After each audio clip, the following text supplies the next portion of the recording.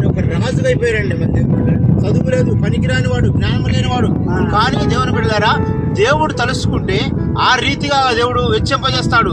అంటే మరి దేవుని యొక్క మహాకృప అలా ఉంటుందన్నమాట.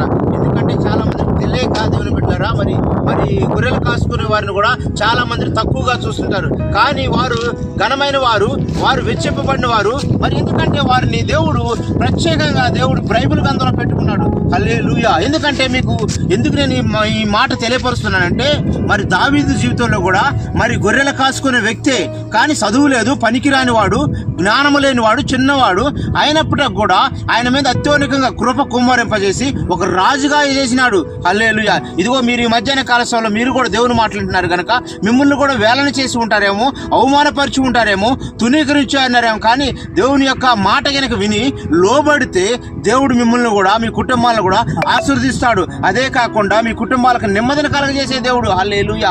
ఎందుకంటే చాలా మంది ఆ ప్రేమ దొరక్క, ఆ సమాధానం దొరక్క ఎంతో మంది ఈ లోకంలో నరకాగ్నిలో పోతున్నారు. కానీ నన్ను కూడా దేవుడు ఎంతగానో సృష్టించిన దేవుడే నమ్మదగిన దేవుడు. హల్లెలూయా. దేవునికి మహిమ కలుగును గాక. ఎందుకంటే మీ అందరూ కూడా మీ కుటుంబాలకి ఆశీర్వదించే దేవుడు, మీ కుటుంబాలకి నెమ్మదినిచ్చే దేవుడు, మీ కుటుంబాలని శాంతినిచ్చే దేవుడు, మీ కుటుంబాలకి ఆశీర్వదించే దేవుడు కనుక మరి చిన్న ప్రార్థన చేస్తాను. కళ్ళు మూసుకోండి. దేవుడు మీ పట్ల గొప్ప కార్యములు చేయలేగా. సరే, చాలా జ్ఞానస్తుడు, చాలా జ్ఞానస్తుడు. ప్రార్థన చేస్తాను. కళ్ళు మూసుకోండి. చెప్పండి.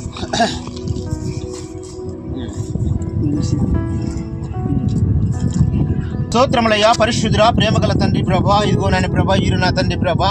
అయా నీ మాటలు చెప్పినప్పుడు తండ్రి ప్రభా అంగీకరించారు. మీరు కృప దయచేయండి. స్తోత్రముల తండ్రి ప్రభా. అయా ఈరు నా తండ్రి ప్రభా. అయా నా తండ్రి ఇంతవరకు నా తండ్రి ప్రభా. అయా మీ గురించి లోతుగా తెలియని అనుభవాలు ఉన్నాయి ప్రభా. నీకు స్తోత్రముల తండ్రి ప్రభా. అయా నా తండ్రి నీకు స్తోత్రముల తండ్రి ప్రభా. అయా నా తండ్రి, ఆ రోజుల్లో తండ్రి ప్రభా గొర్రెలు కాసుకున్న దావీదుని ప్రభా ఇచ్చింపజేసిన దేవుడా ప్రభా, ఈరు కుటుంబంలో కూడా నెమ్మదిని కలగ చేయండి దేవుడా. నీకు స్తోత్రముల తండ్రి ప్రభా. అయా ఈరు నిజమైన దేవుడు అని తెలుసుకుని అంగీకరించబడినట్టు ప్రభా, రక్షణలో నడవబడినట్టు సహాయం దయచేయండి. కృప తోడుగా ఉంచమని ప్రార్థిస్తున్నా దేవానికి స్తోత్రముల తండ్రి ప్రభా. దయగల తండ్రి మరొకసారి జ్ఞాపకం చేసుకోండి అయ్యా ప్రభా. అయా ఈరుని ప్రత్యేకమైన దీవెన ఆస్తులతో చెప్పండి. కుటుంబాలకు శాంతిని దయచేయండి దేవుడా.